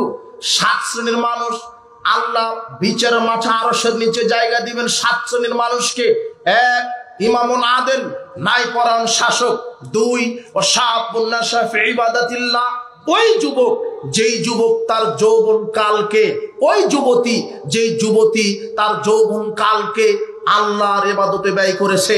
সালাত, সিয়াম, হজ, যাকাত, পর্দা, তাকওয়া, সমাজ সংস্কারের কাজে নিজের জীবনকে ব্যয় করে দিয়েছে, ওই যুবককে আল্লাহ আরশের নিচে জায়গা করে দিবেন। যুবক, তোমার জন্য এটা সুসংবাদ, সাবধান। আব্দুল্লাহ ইবনে মাসউদ রাদিয়াল্লাহু আনহু বলছেন, নবী করিম সাল্লাল্লাহু আলাইহি ওয়াসাল্লাম বলেছেন, লা ইয়াযালু কাদামিন আদাম ইয়াউমাল কিয়ামাহ হাত্তা ইসরান খামসিন। আদম সন্তানকে 5টা জিজ্ঞাসা না করা পর্যন্ত এক কদম নাড়াতে দিবেন না। যুবক, হাদিসটা লক্ষ্য করো, আদম সন্তানকে 5টা জিজ্ঞাসা না করা পর্যন্ত, 5টা জিনিসের হিসাব না নেওয়া পর্যন্ত আদম সন্তানকে এক কদম নাড়াতে দিবেন না। 1, আন উমরিহি, সারা জীবন বোঝাতে হবে। ফিমা আফনাহু, আপনি সারা জীবন কিভাবে ব্যয় করেছেন? দাঙ্গাবাজি করে, হাঙ্গাবাজি করে, জুয়া খেলে, ঘুষ খেয়ে, সুদ খেয়ে, আপনার লুচ্চামি করে, জেনা করে, না কি করে ব্যয় করেছেন? নাকি সালাত, সিয়াম, হজ, যাকাত করে, নাকি ইসলামের পথে আপনাকে সারা জীবন ব্যয় করতে হবে। ওয়াং শাবাবিহি ফিমা আবলাহু, আপনার যৌবনকাল ব্যয় বোঝাতে হবে। যৌবনকাল কিভাবে ব্যয় করেছো যুবক, তুমি তদন্ত করো। তোমার হাতে কোরআন, তোমার হাতে হাদিস শোভা পাই, তোমার হাতে কেন অস্ত্র আছে? আর তুমি যেই নেতার ক্যানভাস করে বেড়াও, এই নেতা তোমাকে হাতে দিয়েছে অবৈধ টাকা, অবৈধ নারী, মদের বোতল দিয়ে বলছে আমার দলের ক্যানভাস করো, ক্ষমতায় গেলে এই করে দিব, সেই করে দিব। জিনা, ক্ষমতা চিরদিন টিকবে না যুবক, মনে রেখো। নমরুদ মারা গেছে, ফেরাউন ডুবে মরেছে। তুমি এই নেতার পিছনে ছোট না, যেই নেতা তোমাকে ঈমানের কথা বলে না, কোনো দিন বলে না, ক্যানভাসে বলে যে অমুককে মারো, অমুককে কাটো, টাকা যত লাগবে চেয়ার আমার হতে হবে, এইভাবে তোমার নেতা বক্তব্য দেয়। নারী চাও, গাড়ি চাও, বাড়ি চাও, দিব, আমার দলে থাকো। এই নেতার প্রলোভনে তুমি পা দিও না। তোমার এই নেতা তোমাকে ওযু, গোসল, সালাতের কথা বলে না, ঈমান আমলের কথা বলে না, সালাতের কথা বলে না, ইসলামের কথা বলে না, নবীর আদর্শের কথা বলে না। এই নেতা তো তোমাকে জাহান্নামে নিয়ে যাবে, এই নেতা তো জাহান্নামে যাবে, তোমাকেও নিয়ে যাবে। তুমি একজন অভ্রান্ত সত্য নেতার আদর্শ বাস্তবায়ন করো, যার নাম মুহাম্মদ সাল্লাল্লাহু আলাইহি ওয়াসাল্লাম, যিনি জীবনে কোনোদিন মিথ্যা কথা বলেনি, যিনি জীবনে কোনোদিন আল্লাহর সাথে শিরক করেনি, যিনি জীবনে কোনোদিন মিথ্যা কথা বলেনি, যিনি জীবনে কোনোদিন হারাম খাদ্য দেহে প্রবেশ করায়নি, যিনি জীবনে কোনোদিন আল্লাহদ্রোহী কোনো আমল করেনি। শোনো, তুমি এই নেতার আদর্শ ফলো করো, যার নাম মুহাম্মদ সাল্লাল্লাহু আলাইহি ওয়াসাল্লাম। বিচার মাঠে আল্লাহ বলবেন তোমার যৌবনকাল বোঝাও। মালিহি 3 নম্বর সম্পদ, মিন আইনা আকতাসাবাহু, কিভাবে ইনকাম করেছো? সুদের টাকা, ঘুষের টাকা, দুর্নীতির টাকা, না ডাকাতি করার টাকা, না কিসের টাকা আমাকে বুঝাও, আল্লাহ হিসাব নেবেন। নাকি বৈধভাবে চাকরি ব্যবসা করা টাকা। 4 মিন আইনা আকতাসাবাহু ওয়া আনফাকাহু, কিভাবে ব্যয় করেছেন। আয় বুঝাতে হবে, ব্যয়ও বুঝাতে হবে। কথা বুঝেননি মনে হয়। কিভাবে ব্যয় করছেন? গাজার আড্ডায়, নগ্নতার আড্ডায়, বেহায়া সংস্কৃতি জাহেলিয়াতের অনুষ্ঠানের আড্ডায়, পীরের আস্তানায়, মাজারে, খানকায়, না মসজিদ মাদ্রাসায়? জি না, আপনাকে বোঝাতে হবে ব্যয়। টাকা থাকলে ব্যয় করা যাবে না, অঢেল ভাবে অপচয় করা যাবে না। আপনাকে বিচার মাঠে হিসাব দিতে হবে। 5 মাজা আমিলা ফিমা আলিমা, এলেম অনুপাতে আমল, আপনার জানা অনুপাতে আমল কতটুকুন, আল্লাহ বিচার মাঠে হিসাব নেবেন। উপস্থিত বৈঠকের মুসলিম দিনী ভাই বোন, সর্বশেষ 2 মিনিট আপনার সাথে কথা।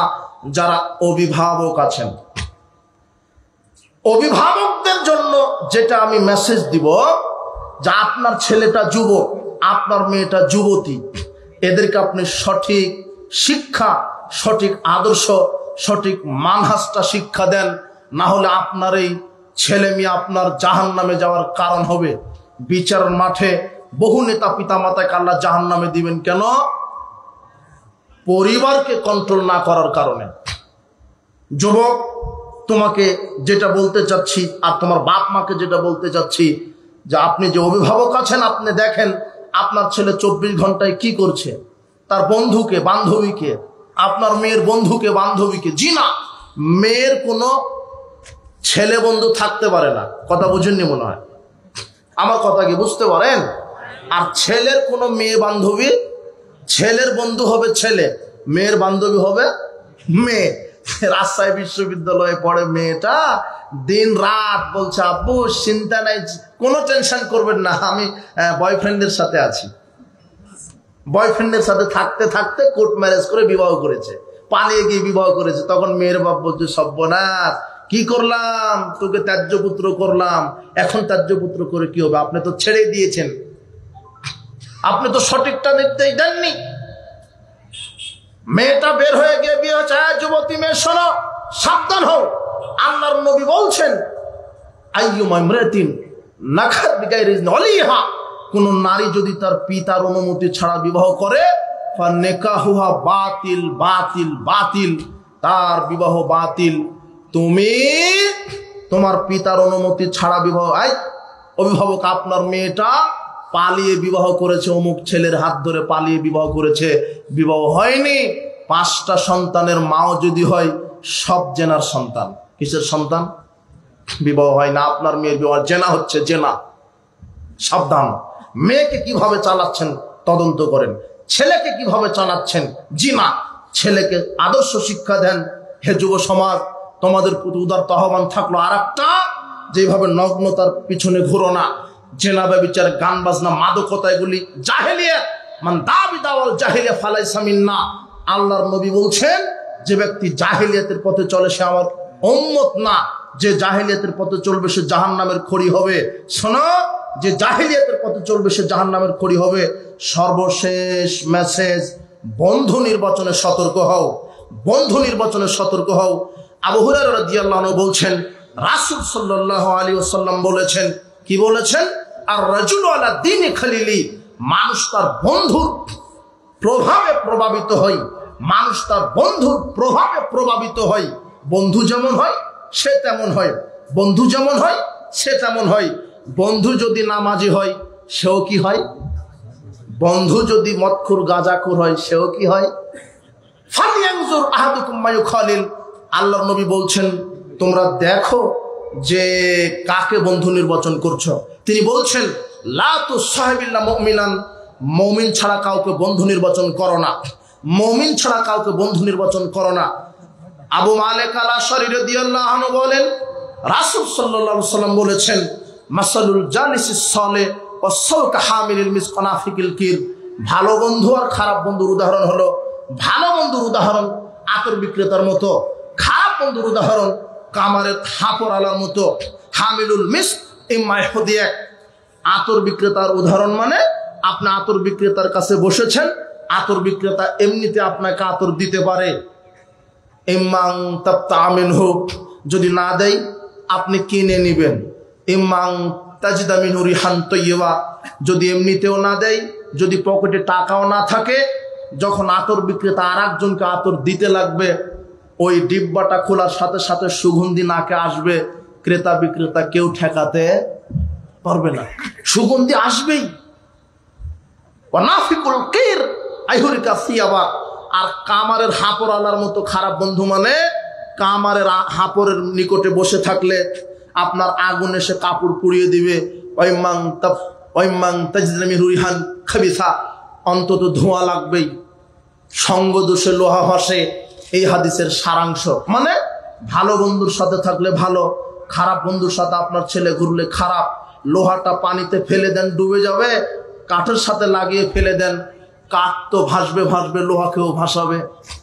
আপনার ছেলেটা ভালোই কিন্তু মদখোরের সাথে ঘুরে, আপনার মেয়েটা ভালোই কিন্তু বেপর্দা নারীর সাথে ঘুরে, বেনামাজির সাথে ঘুরে, তাহলে আপনার ছেলেও বেনামাজি হয়ে যাবে।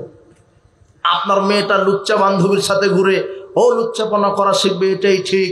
এই কথা মুহাম্মদ সাল্লাল্লাহু আলাইহি ওয়াসাল্লাম হাদিসের ভাবার্থে বোঝা যায়। এটা বলছেন, হে যুবক, মুমিন ছাড়া কাউকে বন্ধু নির্বাচন করো না, মুমিন ছাড়া কাউকে বন্ধু নির্বাচন করো না। দেখো মুমিন বন্ধুকে আল্লাহ কি ক্ষমতা দিবেন, পাওয়া কি ক্ষমতা দিবেন, একটু 1 মিনিট। আল আখিল্লাউ ইয়াউমা ইযিন বা'দুহুম লিবা'দিন আদুওয়ান ইল্লাল মুত্তাকিন। বিচারের মাঠে এক বন্ধু আরেক বন্ধুর শত্রু হবে, তবে মুত্তাকি বন্ধু শত্রু হবে না। কে মুত্তাকি বন্ধু?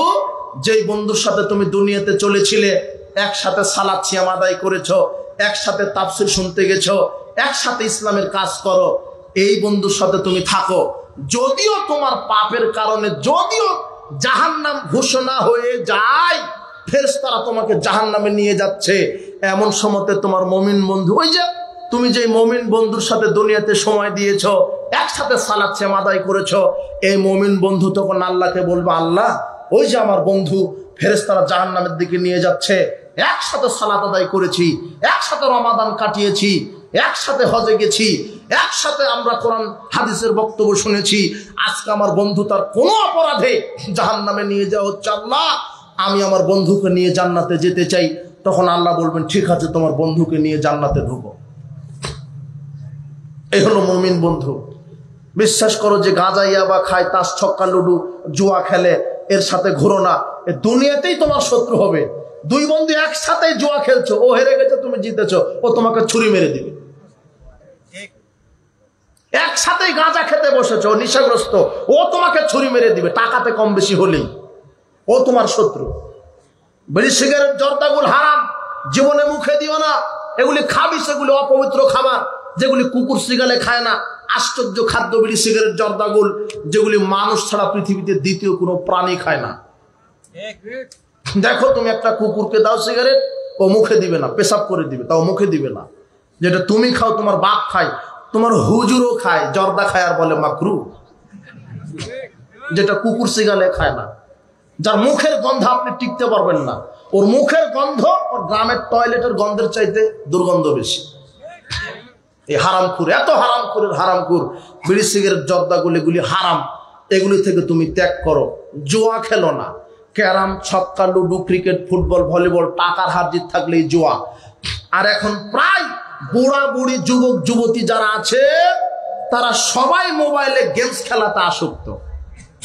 গরু বিক্রি করে ফেলছে, জমি বিক্রি করে ফেলছে, জুয়াতে টাকা ইনভেস্ট করছে লক্ষ লক্ষ, শেষ পর্যন্ত স্ত্রীর যেগুলি গহনা সেগুলো বিক্রি করে। আরে গহনা তো বিক্রি করে করে করে স্ত্রীকেও ভাড়া দিয়ে জুয়া খেলে। আশ্চর্য, কাপুরুষ, হারামখোর। মোবাইলেও যে কি কি জুয়া খেলছে এখন টাকা দিয়ে, সবাই আসক্ত। জিনা, এগুলো হলো শয়তানের ফাঁদ। আল্লাহ বলছেন, ইয়া আইয়ুহাল্লাযীনা আমানু ইন্নামাল খামরু ওয়াল মাইসিরু ওয়াল আনসাবু ওয়াল আজলামু রিজসুম মিন আমালিশ শাইতান। নিশ্চয় মদ, জুয়া, লটারি, মূর্তি পূজা আমি হারাম করে দিলাম, নিষেধ। জুয়া হারাম। মান লাবা বিনারদিশ শির, আল্লাহর নবী বলছেন যে জুয়া খেলে, মোবাইল হোক, ছক্কা, লুডু, ক্যারাম, যেই হোক, তাস হোক, যেই হোক, ফ্রি ফায়ার, পাবজি, আরো কত কি মোবাইলে খেলছে, জুয়া। এটা জুয়া।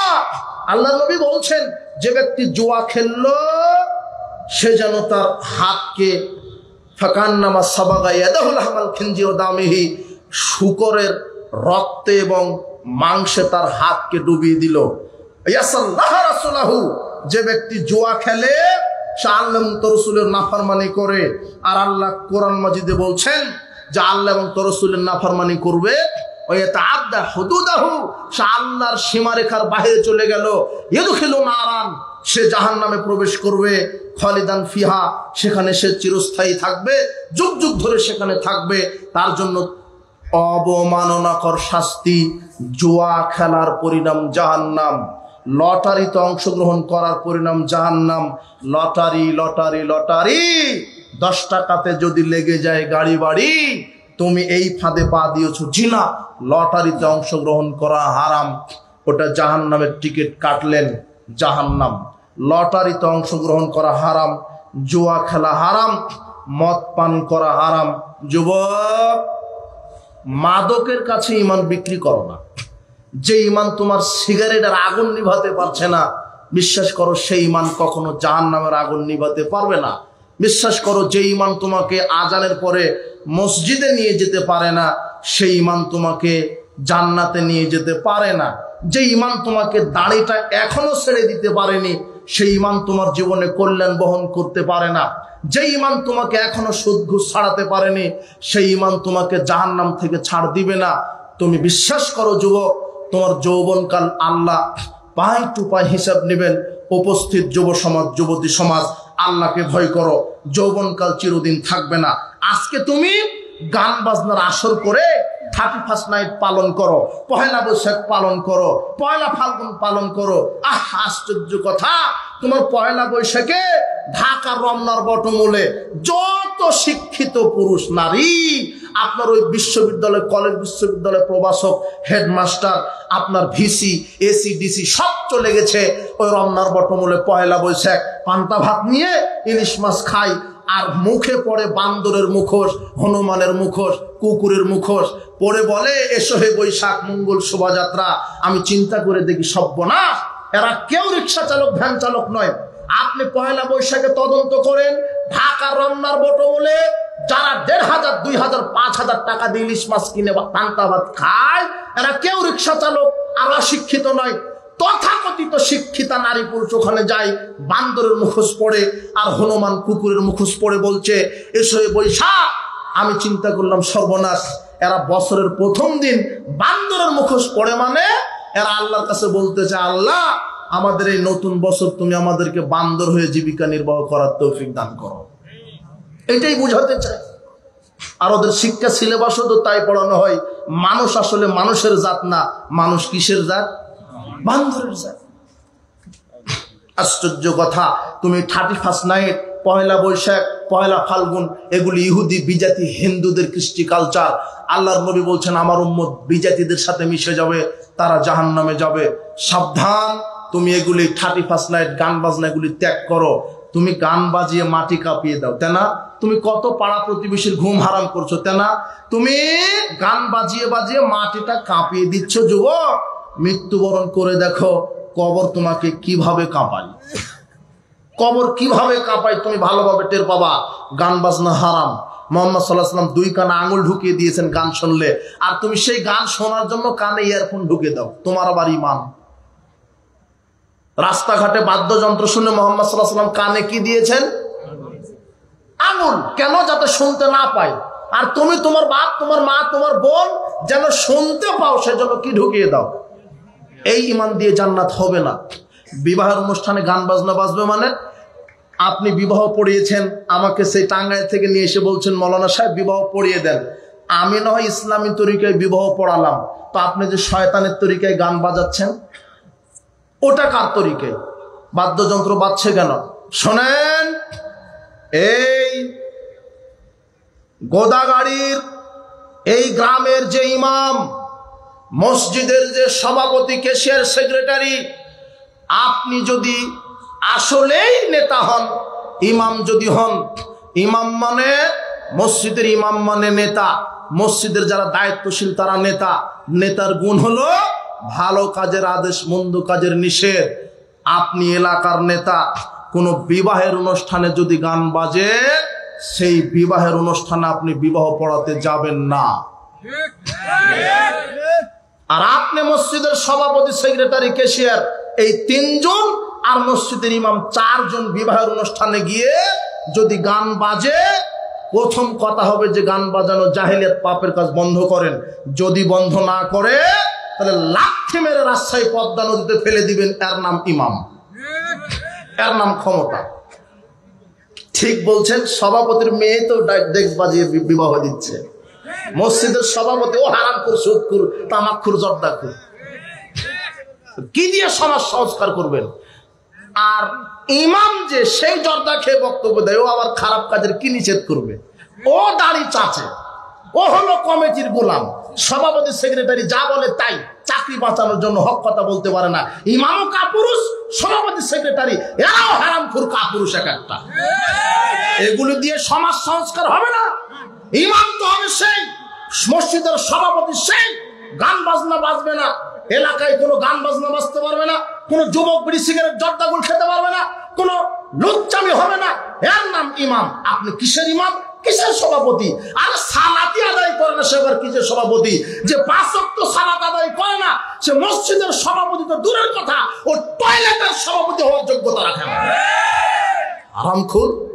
এই এজারিকে, এই অযোগ্য নেতারা থাকার কারণে আজকে সমাজ পরিবর্তন হচ্ছে না। এই অযোগ্য নেতাদের কারণে সমাজে শিরক, বেদাত আর লুচ্চামি আজ পর্যন্ত কায়েম আছে সমাজে। আপনি সতর্ক হন, আপনি সতর্ক হন। যুবক, মুসাব বিন ওমরের মতো হও, কথা যেন মনে থাকে। খালিদ বিন ওমরের মতো হও, খালিদ বিন ওয়ালিদের মতো হও, সালাহুদ্দিন আইয়ুবের মতো হও। আল্লাহ তোমাকে কবুল করুন, তোমার বোনকে কবুল করুন, তোমার পিতা মাতাকে কবুল করুন। তুমি জেনে রাখো, মাদকতা, জেনা বা বিচার এগুলি জাহেলিয়াত। যদি থাকো, হজ যাকাত দিয়ে জান্নাত হবে না। উপস্থিত বৈঠকের মুসলিম দিনী ভাই বোন, আপনাদের আসলেই অনেক রাত হয়েছে। জানি না মাহফিলের এরা নতুন নাকি এরা পরিচালনা করতে কি বলে। যেই সময়তে আমি প্রোগ্রাম শেষ করি সেই সময়তে আমাকে উঠানো হয়েছে।